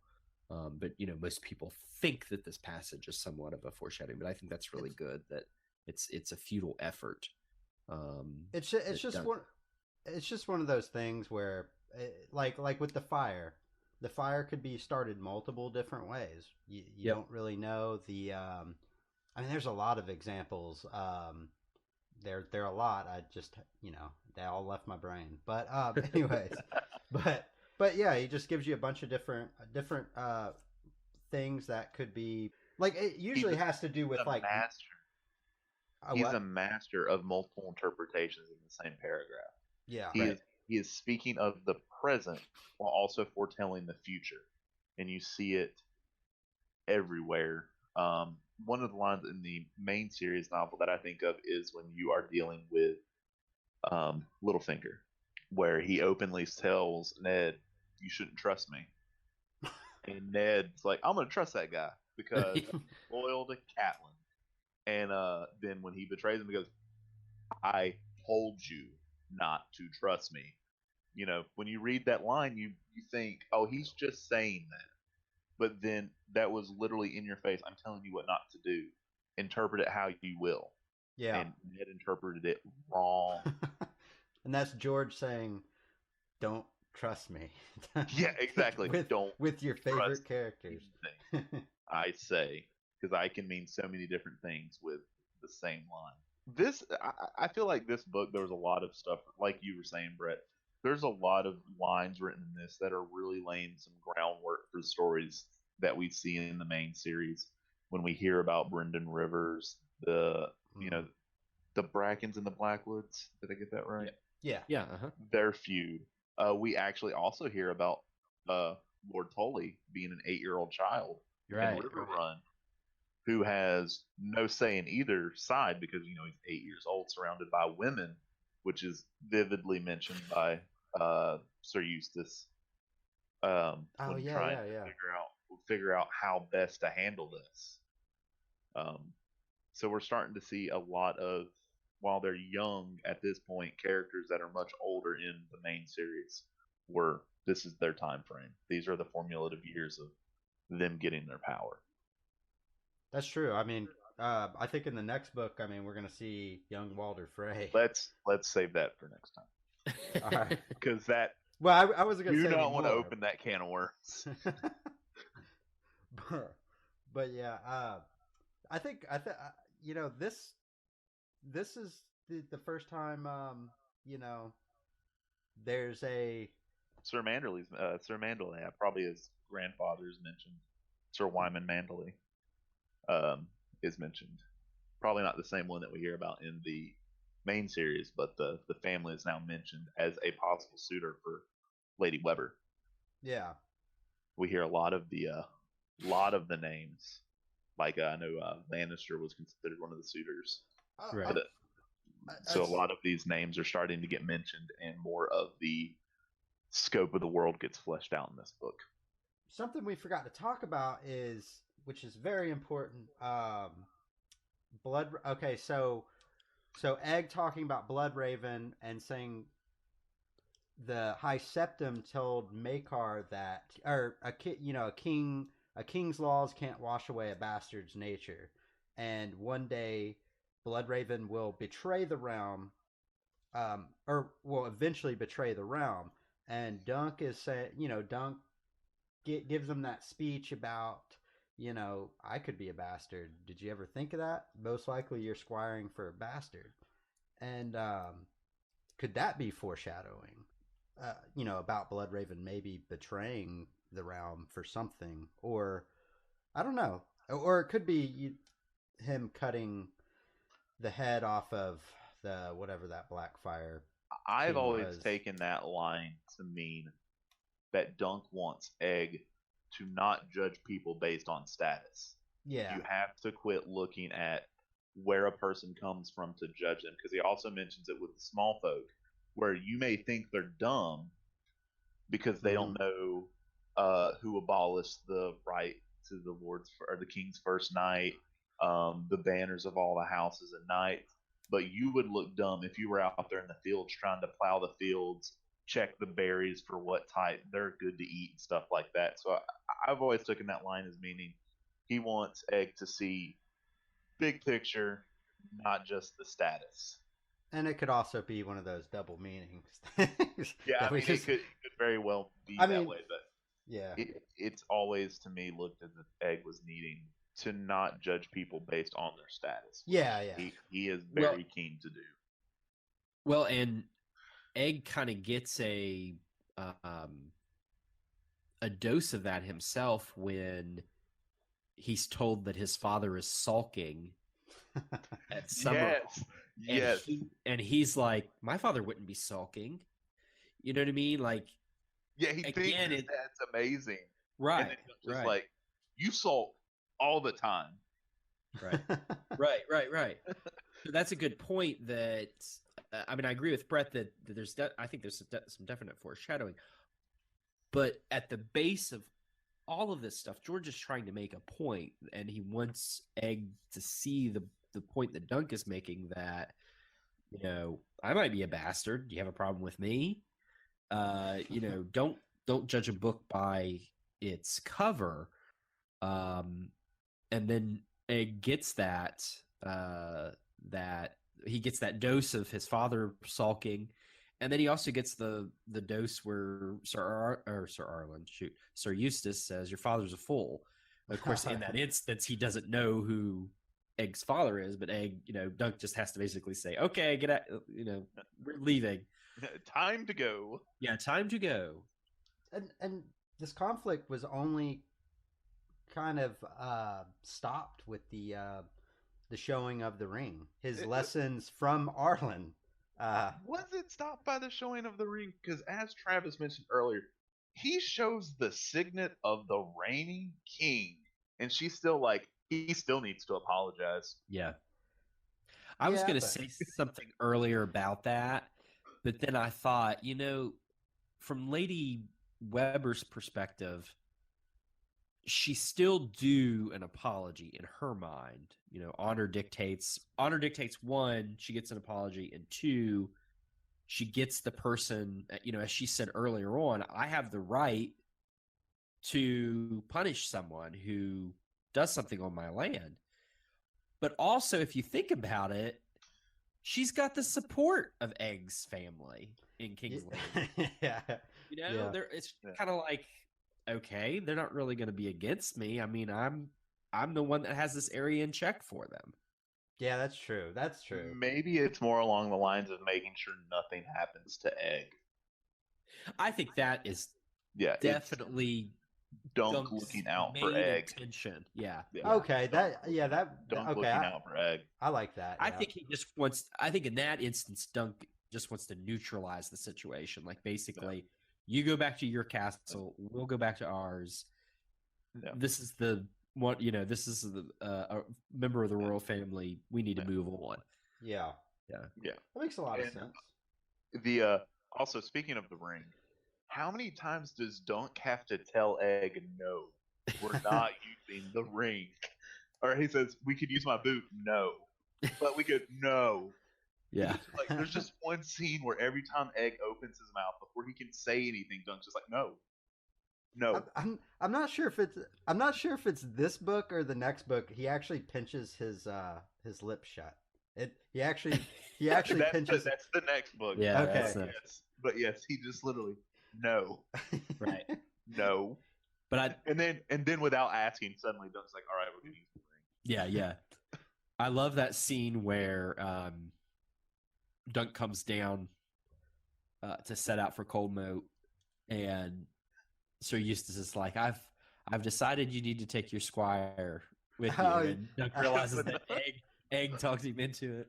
He's like, what is that? A night looks what is it? You look more knightly with a squire in tow, or something along that line. Word for word, yeah. And then Dunk mouths clout in the ear. Yeah. Just so Dunk knows. But and Dunk Egg smiles. Yeah, just like, whatever, I won. I got what I wanted. And it's funny, getting back to the bastardy point. The ending when Dunk's like, or when Rohan's like, don't be such a fool, you know, and Dunk's like, well, what should I be? And then he says something. He's like, and I'm bastard born as well. He's like, he doesn't know if he's bastard born, but he's just like, I don't know. It was just kind of a funny scene. Like, I guess now he has it engraved in his mind. He's actually bastard born. A giant's bastard at that. Yeah. Right. The mention that Lady Rohan is also smitten with Dunk from the first sight is another thing to me that's funny, because she does make the line, "If you were just higher born, I would marry you." And I kind of, the more I've thought about this, and the fact that we do see Sir Eustace Osgrey die while married to Lady Weber, I think it leads credence to the Red Widow theory, because Lady Weber agrees to marry Sir Eustace because they share grief over Adam. But also, an old man's easier to kill than an almost 7 foot tall man, and suddenly now she controls Standfast, and she's fulfilled her father's will. Nobody can bother her anymore. I'm going to look up Gerald Lannister because I want to see if there's any notation. He's mentioned as one of the suitors for her that Sir Sefton thinks is the best for her, and she says he won't leave the comforts of Lannisport to come here. Right. I just want to see if he dies under mysterious circumstances or something like that. Let me just take a quick look here. Yeah. I mean, I'm just under the impression he was just old, but yeah, it doesn't. Because even Dunk, she makes the threat about killing Egg or something, and he's like, I don't think you'd kill a boy of 10. So I don't know.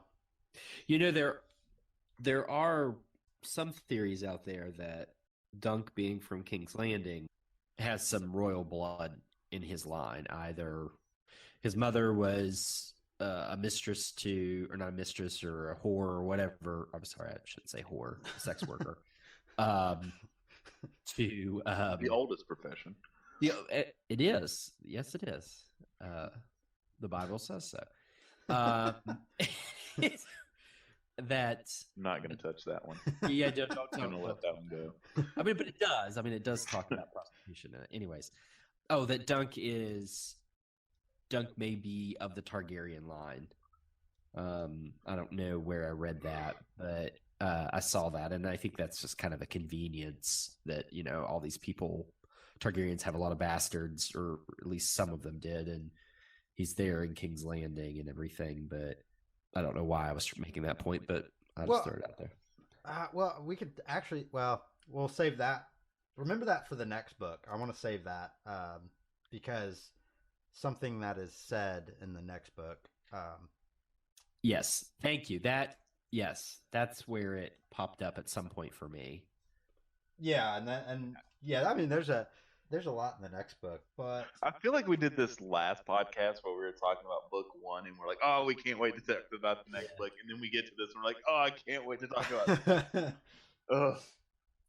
We're gonna have to go back and after we finish the next Dunk and Egg book, we're gonna have to just talk about all of them. Have a 4th episode of recap. Yeah, we could do a recap and then maybe pick some characters out and maybe cover them a little bit. Do a recap and then where do we think leads? Where do Dunk and Egg go next? We kind of know where the 4th one may be if it ever comes out, but what are some of the other stories we'd like to see in the Dunk and Egg universe?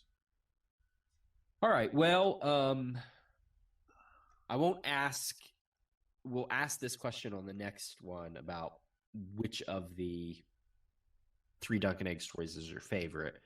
But what do y'all think about the Sworn Sword versus the Hedge Knight? Which one do you like better? I like the Sworn Sword better than the Hedge Knight. Mostly because the Sworn Sword feels like such a setup novel until you get to the Trial of 7. Whereas everything's kind of yes, thank you. Sorry, yeah, the Hedge Knight is such a setup till you get to the Trial of 7. Whereas this, we have an established character, we know their background. We're not learning about our main characters anymore.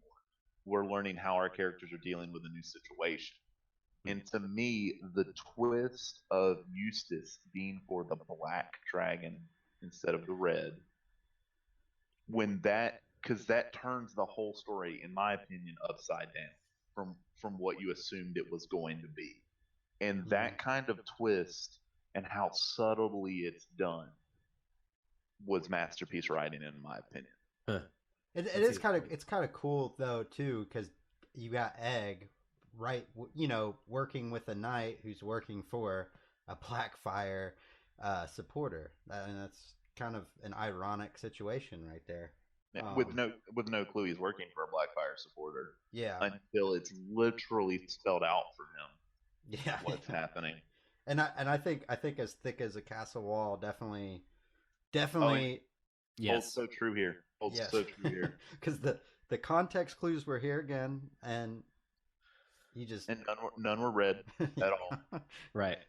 Anyway. Yeah, I love that scene where he's begging Lady Weber to to take the dam down, to return the land, whatever, to Sir Eustace, and she has the maester come out with the document and says, "This is my land. This is my water."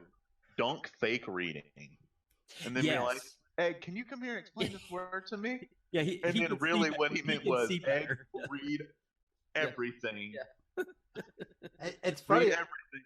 It's Spit funny. it back to me. It's funny because that's not the first time he's had to do that, because Egg knew exactly what to do.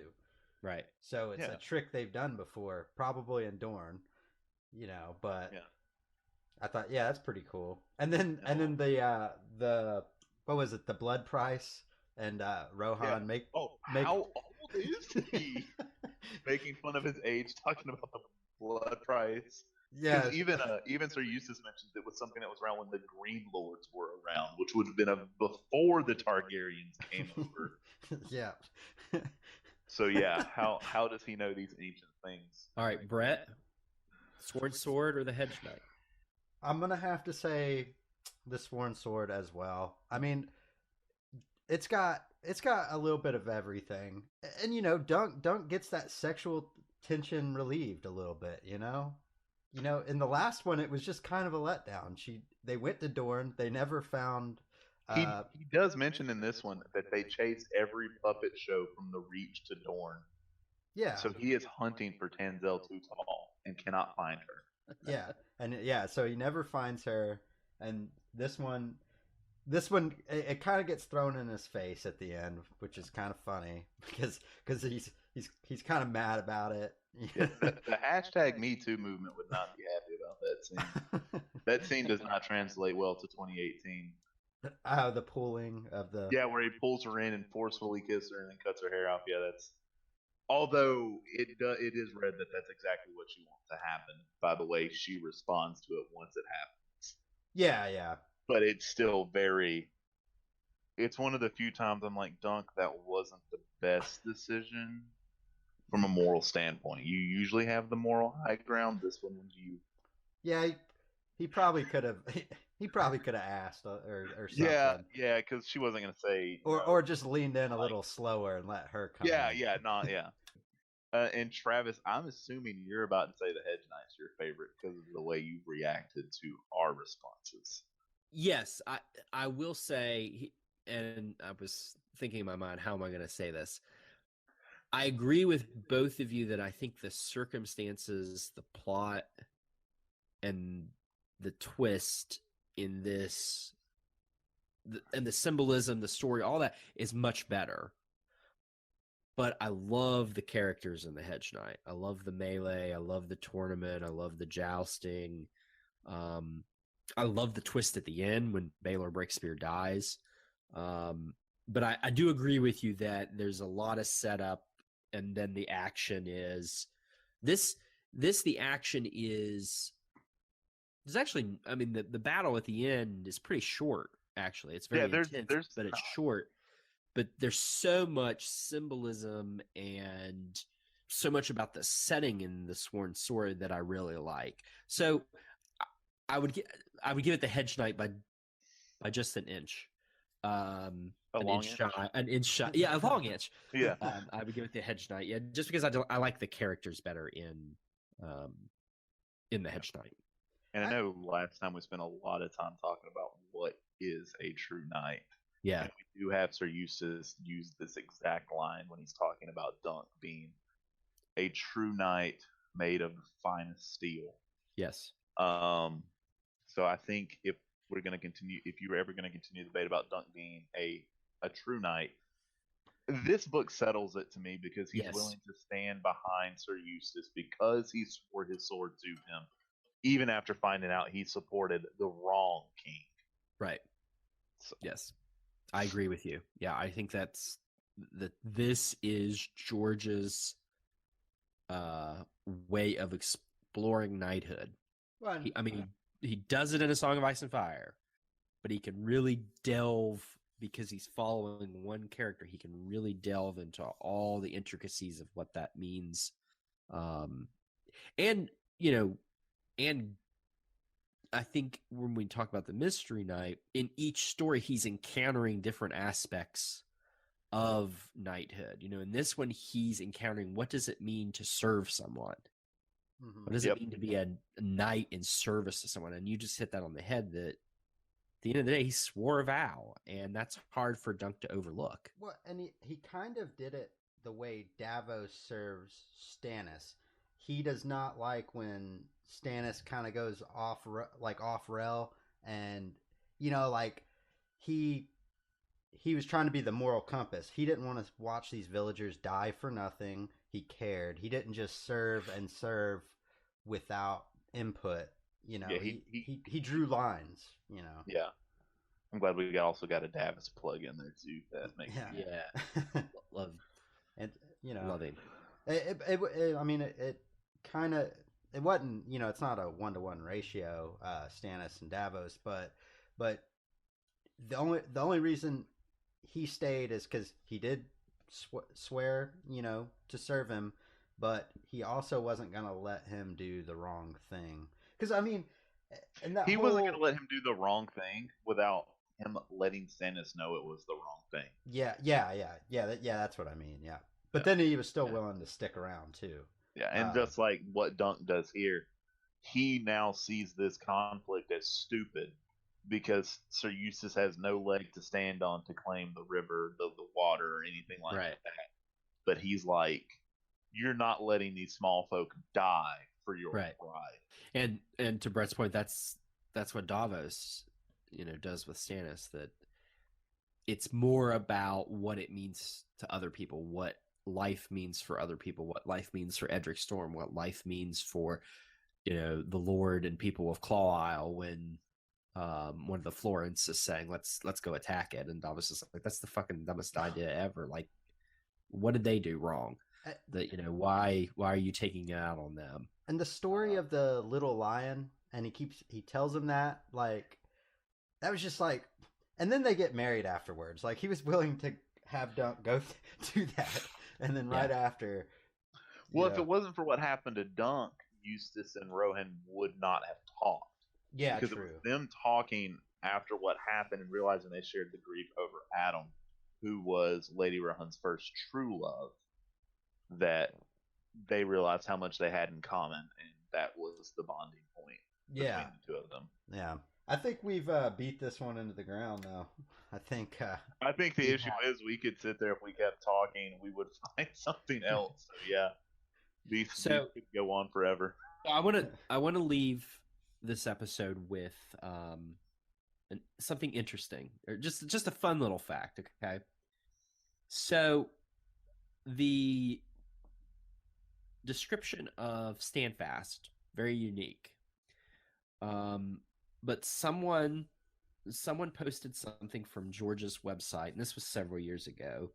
Description of Standfast, and its look is based on a model castle that George has. And the model that he has is from the Tower of Glim, Glim. And it was a Scottish tower house along the coast of the Irish Sea. And fun fact, it is the only castle that was ever destroyed by a submarine. Oh, man. A German U-boat was cruising the Irish Sea, and mistaked the tower and the lights, fires, whatever, burning at the top of the tower for the tower bridge of a freighter. And so it shot two torpedoes at the coast. Apparently there was one person living in the castle at the time, and he was blown into the sea. Oh my God. Wow. Google the Tower of Glim and read about that story of a German U-boat destroying a tower. That poor guy, dude. Yeah. Can you imagine? Dude, that's like some straight up battlefield nonsense that you hear about. You think that guy was probably like sitting on the toilet, like, I got this nice old castle. It's 1918, whatever, and then a fucking gone. German U-boat shoots it. God. That's funny. Wow. That's bad luck right there. Yeah, That is that's some Sir Eustace level luck Yeah. right Yes. there. Yes. He chose the wrong side. If he had had an outdoor bathroom, he might have lived. That's right. That's right. Well, actually, with the tower, he probably did have an outdoor bathroom because he was probably up there like shitting over the side of the wall. Yeah. That has to be like what? All right. Insane. All right. Anything else on the sworn sword? Yeah, there's probably, but I think That's fine. I think we're at a good stopping Pretty point. good. We're at a good stopping point here. So We'll do another recap or something if we missed anything. We need to come back. we'll catch it in the next one. All right, so thanks for listening. Special thanks to Ben, Doctorfumblez, for joining us. Ben, tell folks where they can find you on social media. They can find me on Twitter at Doctorfumblez07 and the same for Twitch. If you're interested in watching some Let's Plays that will get going, I mean, we're already pretty much in mid-November, but usually by the end of November, something like that, by the time this airs. But yeah, check me out there, and of course, I look forward to hopefully coming back for episode 3. Yes. And... Our resident expert and devotee of Dunk and Egg will definitely be back for the mystery night. Yes. Thanks for listening, and yet again, thank you, Ben, for coming on and joining us. Our intro song is Django's Ballad. That's by myself and Dylan Rivas. The outro song is Smack by Bleach Garden. All of those links will be in the description. Please find us on Facebook, follow us on Twitter at Planetos Podcast. You can listen to us on iTunes, Soundcloud, Googleplay, YouTube, and any other platforms that support the RSS feed. Email us at planetospodcast@gmail.com if you have any questions, ideas, or, constructive criticism. Yeah. The constructive criticism office is open. Yes. Criticism office is permanently closed. But I've been Brett. And I've been Travis.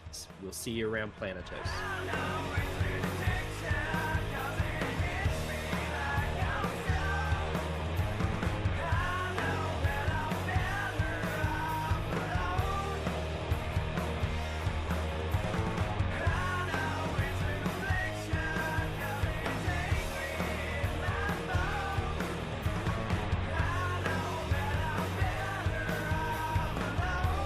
He's Batman in Dark Knight. Yes. He is the hero Westeros needs, but not the one they deserve. That's right. And not the one they want. Yeah, exactly. They want a Jaime Lannister atop a white steed. Not Jaime Lannister. After he kills the Mad King. One-eyed, Right. Under his Exactly. birthmark, Exactly. one-eyed Cyclops that seemingly can do black magic. It's the that same. killed his kin.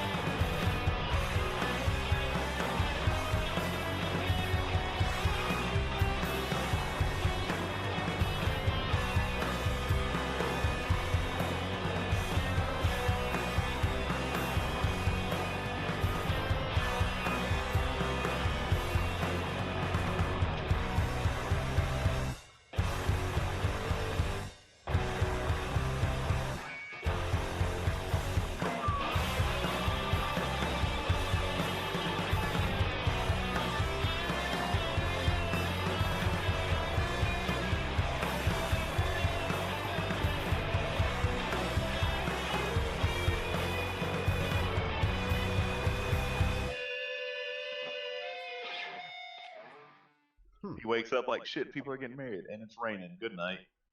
Yeah. All right. Well, let's turn the recording back on so we capture some of this. Oh no, I was recording. Oh, it's on. Okay. Yeah. Sorry, my bad. Okay. All right. All right. So, sorry. That's against the laws in Georgia. If I don't inform you that I'm recording, technically it's illegal.